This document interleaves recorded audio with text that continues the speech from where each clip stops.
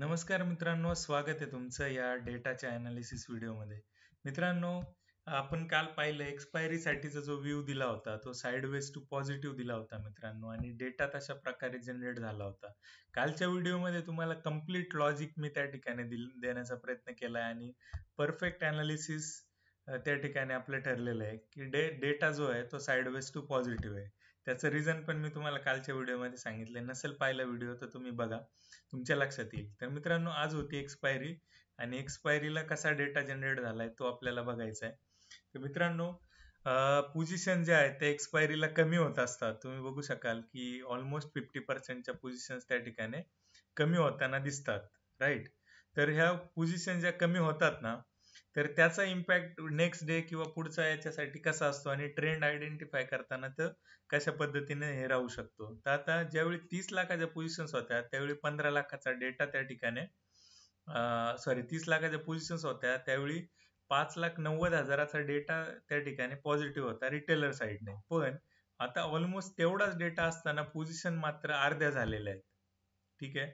तसं एफ आयचं बघितलं आपण, तर एफ आयच्या सुद्धा ऑलमोस्ट 50% पोझिशन्स कमी झाल्यानंतर सुद्धा 4,86,000च्या निगेटिव्ह पोझिशन शिल्लक आहेत.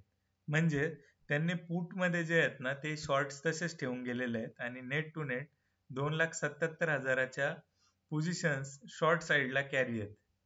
बरोबर. डायरेक्शनल 2,77,000 कॅरी आहेत. फ्युचर्समध्ये शॉर्ट आहेत ते वेगळेच, कंटिन्युअस शॉर्ट आहेत ते 2 लाखाच्या आसपास पोझिशन्स त्यांच्या बऱ्याच दिवसापासून फ्युचर्स कॅरी आहेत. फ्युचर शॉर्ट असणं ही काही चांगली गोष्ट नाहीये. टील जे ऑप्शनचा जो डेटा आहे तो डायरेक्शनल शॉर्ट साईडला आहे. आता प्रोचं गणित ज्यावेळी करू आपण, तर प्रो हा शहाणा प्लेयर आहे. प्रोने सगळं गणित आपलं हेच करून ठेवलेलं आहे. असं मेजर त्या ठिकाणी काही नाहीये. फ्युचर पण लॉंग आहेत, फ्युचर शॉर्ट आहेत.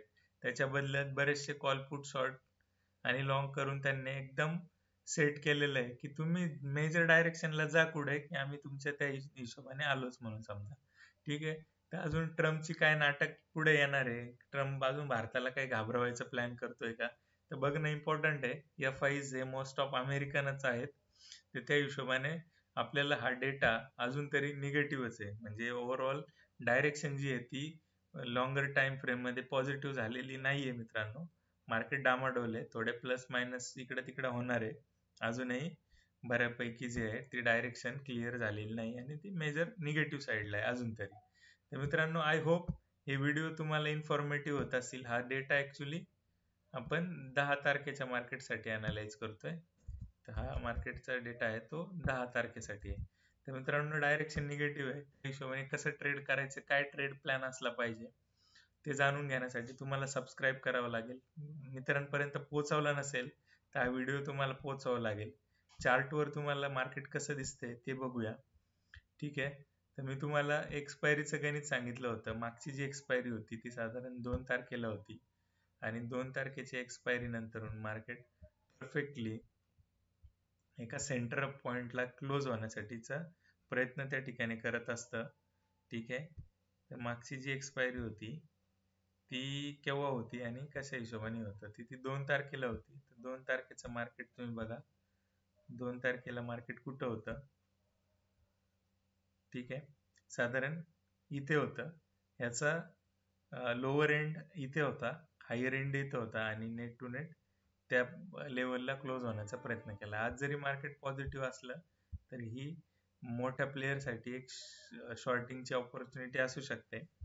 एंडला थोडंसं बाईंग होताना दिसली आहे, तर हे काही शॉर्ट्स कव्हर झाले असतील तर अशा हिशोबाने पण असू शकतं.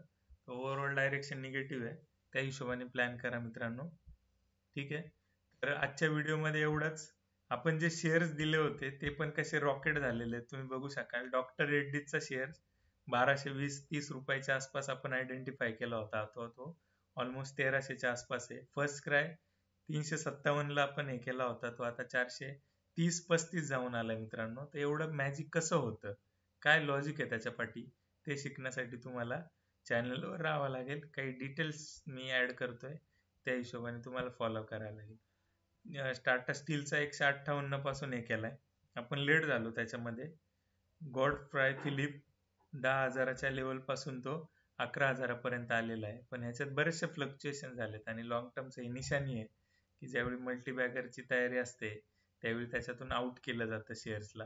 हा अशा पुरा माइंडकेमचा आपला जो शेअर आहे तो शेअर ऑलमोस्ट 382 पासून हा त्या ठिकाणी वरती गेलेला आहे. ठीक आहे. पुन्हा एकदा ब्रेकआउट झालेलं आहे. पुन्हा एकदा मोठा प्लेअर इन झालाय 580च्या आसपास आणि 525 पर्यंतचा हाय ठिकाणी यांनी हे केलेलं आहे. एकदम शॉर्ट पिरियड मध्ये त्या ठिकाणी शेअरची जर्नी तुम्ही बघू शकाल. तर हे मॅजिक नाही तर दुसरं तिसरं काय आहे मित्रांनो. ठीक आहे. एकदम मोठ्या टाइम फ्रेमला तुम्ही ज्यावेळी जाल त्यावेळी तुमच्या लक्षात येईल की शेअरची जर्नी कशी आहे. ठीक आहे. 380 ची जी लेवल होती साधारण ही, त्यावेळी आपण हा आयडेंटिफाय केलेला आहे शेअर मित्रांनो जून जुलैच्या आसपास. तिथून हा कंटिन्युअस वरती आहे. मध्ये काही शॉर्ट टर्म मध्ये थोडस सेलिंग आली होती. तर हे रिटेलरला बाहेर काढायची लक्षणं असतात. ते शिकण्यासाठी तुम्हाला त्या ठिकाणी फॉलो करावं लागेल. ठीक आहे. तर आजच्या व्हिडिओमध्ये एवढंच मित्रांनो. थँक्यू.